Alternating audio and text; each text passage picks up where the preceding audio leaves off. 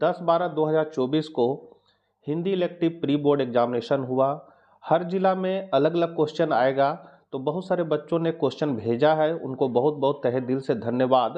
तो Telegram channel पर आप भी अपना क्वेश्चन भेज सकते हैं अपना जिला का। ये जो क्वेश्चन का आंसर हम बता रहे हैं ये हजारीबाग जिला का है। एक जिला का और आया है, उसको हम तैयार करके जल्द ही बता देंगे। ये सारे क्वेश्चन जो है वो मुख्य परीक्षा के लिए बहुत इंपॉर्टेंट है, तो ध्यान से इसको करना है। ये जो क्वेश्चन का आंसर तैयार किया गया है वो हिंदी के पीजीटी शिक्षक सरिता मैडम के द्वारा तैयार किया गया है, तो उनको बहुत बहुत धन्यवाद। तो चलिए हम लोग आंसर को फटाफट देख लेते हैं। सबसे पहला क्वेश्चन आया था कि गद्यांश को ध्यानपूर्वक पढ़कर 1 से 5 के सही विकल्प का चयन करना था। तो आप गद्यांश को देख सकते हैं क्या है, और इसी से खोज के आपको आंसर करना है। सीधे हम लोग प्रश्न की ओर चलते हैं। तो पहला क्वेश्चन है, अंतर्राष्ट्रीय महिला दशक घोषित करने का क्या उद्देश्य था? तो इसका आंसर ए हो जाएगा, जीवन के प्रत्येक क्षेत्र में महिलाओं की सक्रिय भागीदारी सुनिश्चित करना। दूसरा है, किस दशक को अंतर्राष्ट्रीय महिला दशक घोषित किया गया? तो यह किया गया था सन 1975 से 85 के दशक को। सन 1818 ईस्वी में 8 मार्च का दिन किस रूप में स्वीकार किया गया? तो महिला दिवस के रूप में। अंतर्राष्ट्रीय शब्द में प्रयुक्त उपसर्ग व प्रत्यय है, तो ये है अंतर उपसर्ग और ये प्रत्यय। गद्यांश का उचित शीर्षक होगा तो राष्ट्र निर्माण में नारी की भूमिका। फिर है, पद्यांश को ध्यानपूर्वक पढ़कर 6 से 9 तक के विकल्प देना है। जाग रहे हम वीर जवान, जियो जियो ए हिंदुस्तान। तो इसको आप लोग देख लीजिए क्या क्या है, हम बढ़ा दे रहे हैं धीरे धीरे, सीधे क्वेश्चन की ओर चलते हैं। छठा है आपका, नवीन भारत से क्या तात्पर्य है? तो यहाँ है नवीन भारत से आपका तात्पर्य क्या है? तो यहाँ पर आप साफ देख सकते हैं, यहाँ लिखा हुआ है नवीन भारत के सैनिक वीर धीर गंभीर अचल। तो नवीन भारत से यहाँ तात्पर्य जो बता रहा है वो बता रहा है आज़ादी के पश्चात का भारत है। दूसरा है, कवि अपना सब कुछ किस पर कुर्बान करना चाहता है? तो वो हिंदुस्तान पर करना चाहता है। आठवां है, वीर प्रसु माँ से क्या तात्पर्य है? तो इसका अर्थ है मातृभूमि। नौवां है, सुरभि का पर्यायवाची है तो सुगंध। रिपोर्ट किसे कहते हैं? तो प्रारूपण को रिपोर्ट कहते हैं। अधिसूचना का प्रकाशन कहाँ होता है? तो ये होता है आपका राजपत्र मतलब गजट में। मुद्रण का आरंभ किस देश में हुआ? तो चीन में हुआ था। एक प्रसिद्ध संचार शास्त्री है तो विल्वर श्रैम। आलेख एक विधा है, किस विधा है? तो गद्य लेखन की। फीचर शब्द का अर्थ है रूपरेखा। संपादकीय लेखन का दायित्व किसका होता है? तो सहायक संपादक का और संपादक का, दोनों को होता है, इसलिए सी हो जाएगा, ए और बी दोनों। संचार की प्रक्रिया में आई बाधाओं को कहते हैं शोर। भारत में हिंदी का प्रथम समाचार पत्र कौन सा है? तो उतंग वार्तंग। ये बहुत इंपॉर्टेंट और बहुत बार एग्जाम में आया है बच्चों। अब है कि निम्नलिखित पद्यांश को ध्यानपूर्वक पढ़कर प्रश्न संख्या 19 से 22 के सही विकल्प का चयन करना। तो आप देख सकते हैं प्रश्न, मुझे भागहीन की तू सबल, युग वर्ष बाद जब हुई विकल। तो यहाँ से 19 का क्वेश्चन है आपका, प्रस्तुत काव्यांश के कवि कौन है? तो ये है सूर्यकांत त्रिपाठी निराला का। कवि ने किसे अपना सबल कहा है? तो सरोज को। कवि का जीवन कैसा रहा है? तो दुखपूर्ण। विकल शब्द का अर्थ है व्याकुल। तुलसीदास की प्रसिद्ध रचना कौन सी है? रामचरितमानस। बड़ी बहुरिया का मायका किस गांव में था? तो ये था थाना बिहपुर में। शेर लघु कथा के लेखक कौन है? तो असगर वजाहत। और फिर है, नीलांजलि का क्या अर्थ है? तो आरती। अपना मालवा किस विधा में लिखा गया है? तो यात्रा वृत्तांत है। सूरदास की झोपड़ी किस उपन्यास का अंश है? रंगभूमि। धनानंद के प्राण किसमें अटके हुए थे? तो सुजान के दर्शन में। यहाँ से आपका अति लघुत्तरीय प्रश्न शुरू होता है कि क्षण के महत्व को उजागर करते हुए कविता का मूल भाव लिखे। तो मनुष्य को अपने जीवन के हर क्षण का महत्व समझना चाहिए और उसे सार्थक बनाना चाहिए। 32 है, 12 मासा कविता कहाँ से ली गई है? तो 12 मासा कविता जो है मलिक मोहम्मद जायसी द्वारा रचित महाकाव्य पद्मावत से ली गई है। 33 है, मिट्टी के रस से क्या अभिप्राय है? तोड़ो कविता के आधार पर बताए। तो इन पंक्तियों में यह भाव निहित है कि मिट्टी का रस ही बीज का पोषण करता है। मिट्टी में रस का होना अत्यंत आवश्यक है। मन की घींच को भी मिटाना मतलब तोड़ना आवश्यक है। मलिक मोहम्मद जायसी की 2 रचनाओं को लिखे, तो पद्मावत और अखरावट। बड़ी बहुरिया ने संदेश में क्या कहा? तो बड़ी बहुरिया ने अपने मायके को संदेश भेजकर अपनी दशा बताई और मायके वालों को लेने आने की गुजारिश की। फणीश्वरनाथ रेणु की दो रचनाओं के नाम लिखे तो मैला आंचल और परती परी कथा। बिस्कोर की माटी पाठ का उद्देश्य क्या है? तो लेखक ने उम्र के कई पड़ाव पार करने के बाद अपने जीवन में माँ, गांव और आसपास के प्राकृतिक परिवेश का वर्णन करते हुए ग्रामीण जीवन शैली, लोक कथाओं, लोक मान्यताओं को पाठक तक पहुंचाने की कोशिश की है। मालवा की यात्रा के समय लेखक ने क्या क्या देखा? तो ये निम्नलिखित चीज देखे। पहला, मालवा में आसमान में बादल छाए हुए थे, मटमैला बरसाती पानी लबालब भरा हुआ था, सभी नदी नाले बह रहे थे। नवरात्रि की सुबह घट स्थापना तैयारी हो रही थी। छोटे स्टेशनों पर महिलाओं की भीड़ थी और खेतों में लहलहाती ज्वार, बाजरा, सोयाबीन की फसलें पीले फूलों वाली फैली बेल दिखाई दे रही थी। यहाँ से आपका है लघु उत्तरीय प्रश्न, कौर्निया का गीत कविता का प्रतिपाद लिखिए। तो कविता का प्रतिपाद संक्षेप में यह कहा जा सकता है कि कौर्निया का गीत जीवन की अनिश्चितता, प्रकृति और मानव मन के बीच गहरा संबंध और अस्तित्व के अर्थ की खोज को दर्शाता है। यह कविता हमें जीवन के विभिन्न पहलुओं पर गहराई से सोचने पर मजबूर करती है और हमें अपने भीतर छिपे सवालों के जवाब ढूंढने के लिए प्रेरित करती है।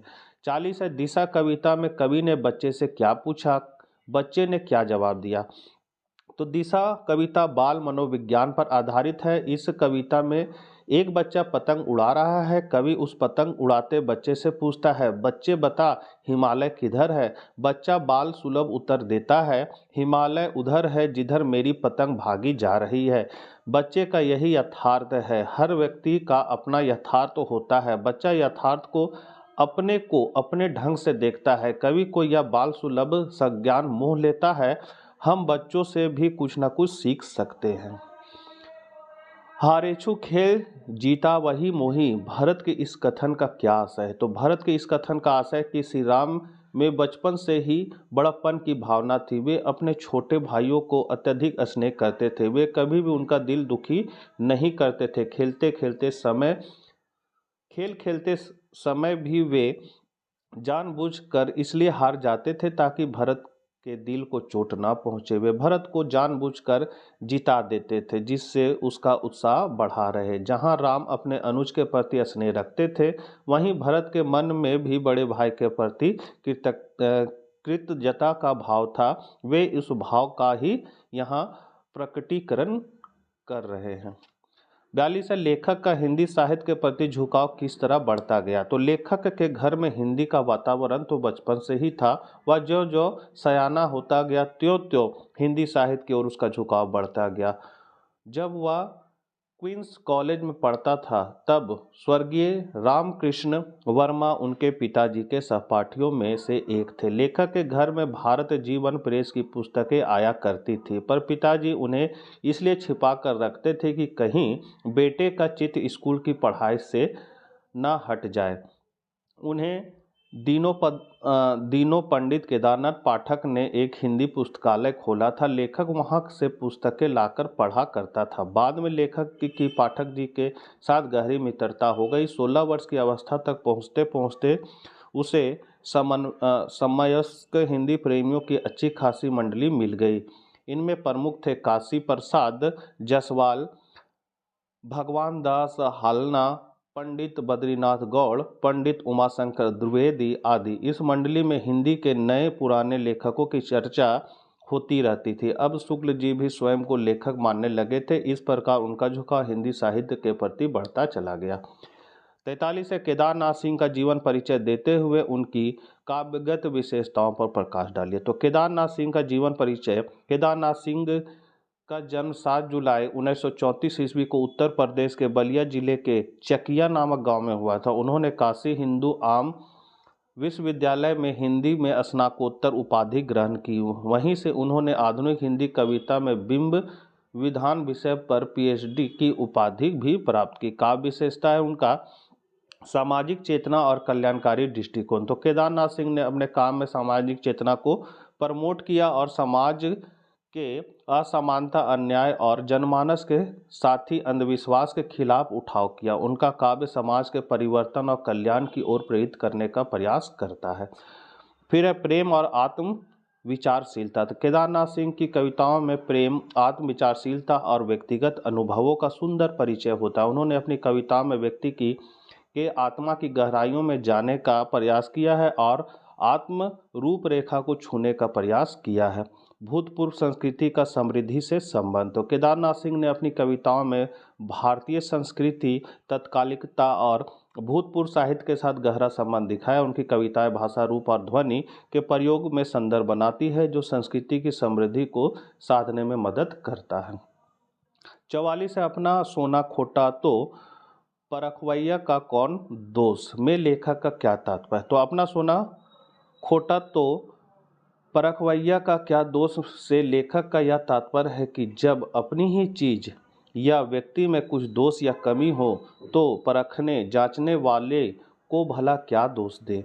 जब हमारी चीज में कोई कमी है तो उसकी जांच करने वाला तो उसकी ओर संकेत करेगा ही।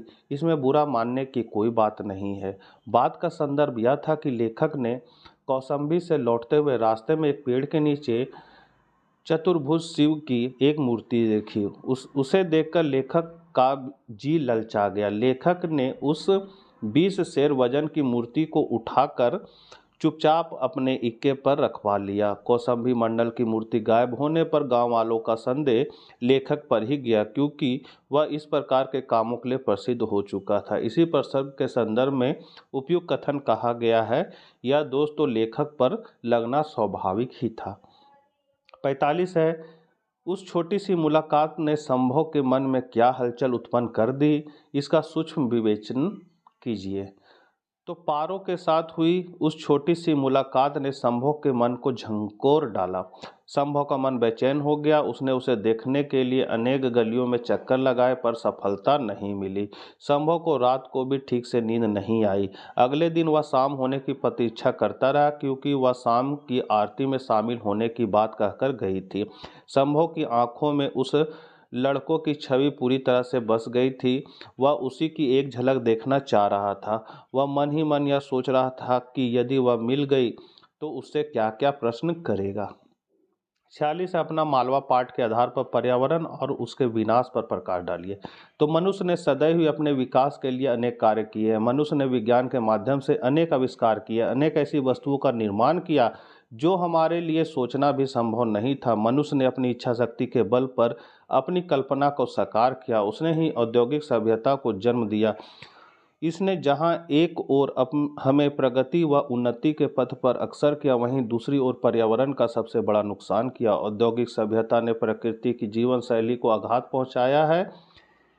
इस आघात से उत्पन्न घाव से उभरने के लिए मनुष्य को शायद ही प्रकृति द्वारा समय दिया जाए। प्रकृति के बिना पृथ्वी में रहने की कल्पना करना ही पूरे शरीर में सिहरन भर देता है। प्रकृति भगवान द्वारा दी गई बहुमूल्य भेंट है। प्रकृति मनुष्य को सदैव देती रही है और हम याचक की तरह उसके समक्ष भिक्षा का पात्र लेकर खड़े रहे हैं। परंतु आज स्थिति दूसरी बन गई है। हमने प्रकृति को इतना दोहन कर लिया है कि इसने अपना मैत्री भाव छोड़कर विकरालता को धारण कर लिया। बढ़ते प्राकृतिक दोहन से जलीय, थलीय एवं वायुमंडलीय प्रदूषण बढ़ गया है, परंतु भूमि प्रदूषण की अधिकता देखते ही बनती है। औद्योगिक कचरे के फैलाव के कारण अनेक समस्याओं व बीमारियों को आमंत्रण मिला है। जगह जगह मानव निर्मित कचरे के ढेर दिखाई देते हैं, जिससे मनुष्य व अन्य प्रकार के प्राणियों के बीच अधिक खतरा मंडरा रहा है। वनों के कटाव से भूमि के कटाव की समस्या और रेगिस्तान के प्रसार की समस्या सामने आई है। वनों के अत्यधिक कटाव ने जंगली जानवरों के अस्तित्व को संकट में डाला है। ऊर्जा के उत्पादन के लिए अचल संपदा का स्थायी क्षय हुआ है। रसायनों के अत्यधिक प्रयोग ने मिट्टी संबंधी प्रदूषण को बढ़ाया है। इससे इनकी उर्वरता पर प्रभाव पड़ा है। इन सभी समस्याओं पर यदि अभी ध्यान नहीं दिया गया है तो आगे चलकर ये सभी समस्याएं विकरालता की हद को पार कर जाएगी। आज पर्यावरण के बढ़ते प्रदूषण के कारण नित्य नई बीमारियां अपना मुंह फाड़े मनुष्य को काल का ग्रास बनाने के लिए तैयार है। एक बीमारी से हम निजात पाते नहीं है कि नई बीमारी आ खड़ी होती है। अगला है आज के दूषित खान पान अथवा मोबाइल सुविधा या असुविधा विषय पर फीचर लिखे। तो यहाँ देख सकते हैं, यहाँ से आपका व्याकरण का चैप्टर है। तो आज के दूषित खान पान, तो इसको हम धीरे धीरे बढ़ा सकते हैं और ये मेरे साइट पर भी मिल जाएगा। साइट का नाम आप लोग जानते हैं, DRGP82 स्मॉल लेटर में। क्रोम ब्राउज़र में या गूगल में जाकर आपको लिखना है, सर्च कीजिएगा। उसके बाद आपको दीपक कुमार फर्स्ट में ही लिखा मिल जाएगा। वहाँ पर जब आप क्लिक कीजिएगा तो आपको इसका आंसर वहाँ सारा ये मिल जाएगा, वहाँ से भी आप इसको देख सकते हैं। या अगर नहीं मिलता है तो सबसे ऊपर में ही क्लास 12th मॉडल क्वेश्चन रहेगा, उसमें जाकर आप हिंदी इलेक्टिव का सेक्शन में जाकर आप इसको देख सकते हैं। तो धीरे धीरे हम इसको बढ़ा दे रहे हैं। आप देख सकते हैं, काहे कि ये इतना बड़ा निबंध है जिसको पढ़ने में बहुत समय लगेगा और आपको भी नींद आने लगेगा। दूसरा है मोबाइल सुविधा या असुविधा, दोनों में से कोई एक ही बनाना था तो मैंने तो दोनों बना दिया है। आप लोग को जो अच्छा लगे देख सकते हैं। इसको एक बार ज़रूर देख लीजिएगा क्योंकि फाइनल एग्जाम के लिए महत्वपूर्ण है।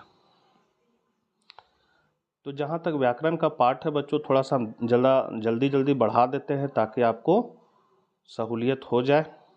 अपनी छोटी बहन को समय का सदुपयोग करने की सलाह देते हुए पत्र लिखना था, तो लिखें प्रिय टूकू रांची। यहाँ पर अपना डिटेल आपको डाल देना है, देख सकते हैं।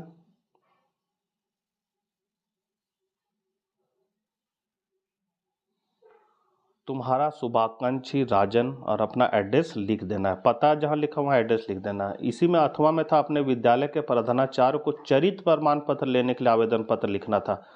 तो इसको भी हम धीरे धीरे बढ़ा दे रहे हैं बच्चों। ये ग्रामर पोर्शन है इसलिए थोड़ा सा लंबा हो जाता है।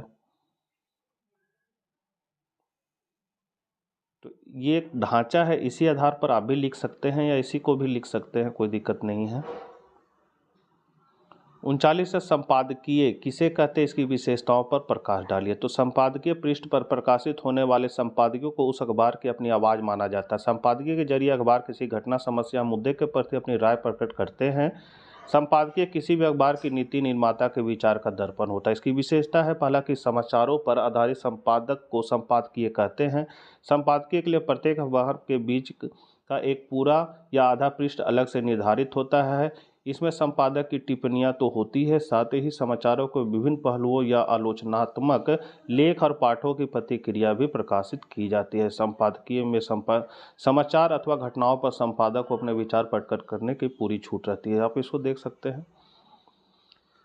50 है, सूरदास की झोपड़ी के आधार पर सूरदास के व्यक्तित्व की 3 विशेषताओं का सोधारण प्रकाश डालिए। तो सूरदास की झोपड़ी नामक यह पाठ मुंशी प्रेमचंद द्वारा लिखा गया है, जो उनके प्रसिद्ध उपन्यास रंगभूमि का एक अंश है। इसका नायक सूरदास है, जिनके इर्द गिर्द सारी कहानी घूमती है।